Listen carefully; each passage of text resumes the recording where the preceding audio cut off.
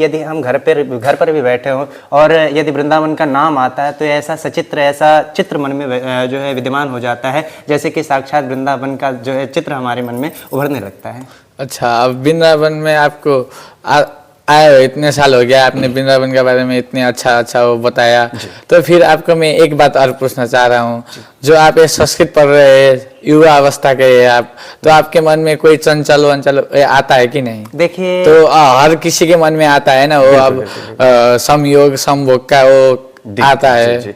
देखिए, तो एक जब कामदेव जो है शंकर जी द्वारा कामदेव को भस्म किया गया, उसके बाद में एक वरदान मिला कामदेव को कि कलयुग में आपके जो है कामदेव की पत्नी जब विलाप करने लगी तो वरदान मिला कि कलयुग में आपके जो है पति हर एक जीव जंतु हर एक चीज़ में पाए जाएंगे, विराजमान होंगे। तो इस कलयुग में जीव जंतु से लेकर मनुष्य पर्यंत तक सब में काम वासना, काम भाव को होता है। लेकिन मनुष्य और जीव जो है, मनुष्य और पशुओं में इतना अंतर होता है कि वो जो है अपना अलग उनका विचार होता है और मनुष्यों का अलग विचार होता है। ये अपने जो है गुण, अपनी महत्वता से अपने अंदर जो है विकार उत्पन्न करने से बचा सकते हैं। जैसे कि हमारे भागवत में भी एक श्लोक के माध्यम से कहा गया है, एक चौपाई के एक जो है भजन के माध्यम से कहा गया है कि देखना इंद्रियों के न घोड़े वगे, इनमें हरदम ये संयम के कोड़े लगे, अपने रथ को सुमार्ग लगाते चलो, कृष्ण गोविंद गोपाल गाते चलो। तो यदि हम अपने रथ को, अपने इस इंद्रिय रूपी रथ को संयम रूपी कोड़े से मार के उसके बाद में अगर सुमार्ग में लगाते हैं तो ये मन चलायमान और चंचलता इसमें मन में नहीं आ सकती है। अच्छा, तो फिर अब आप तो भागवत पढ़ रहे हैं, तो पीछे जाके आपका क्या बनने का सोच है? देखिए, अभी तो कोई सोच नहीं है, क्योंकि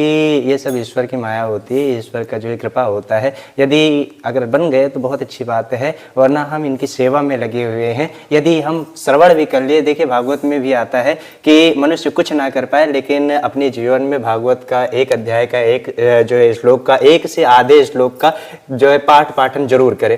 तो यदि हम कुछ ना भी करें तो भी इसके पाठ का, इसके जो है पढ़ने का, इसके श्रवण करने का हमें बहुत बड़ा महत्व मिलता है। और आप पीछे जाके शादी करने वाले हैं कि नहीं? देखिए, हमारा इस विचार, इस प्रश्न पर हमारा कोई महत्व नहीं है, क्योंकि हमारा इस चीज़ में बिल्कुल भी मन नहीं लग रहा है।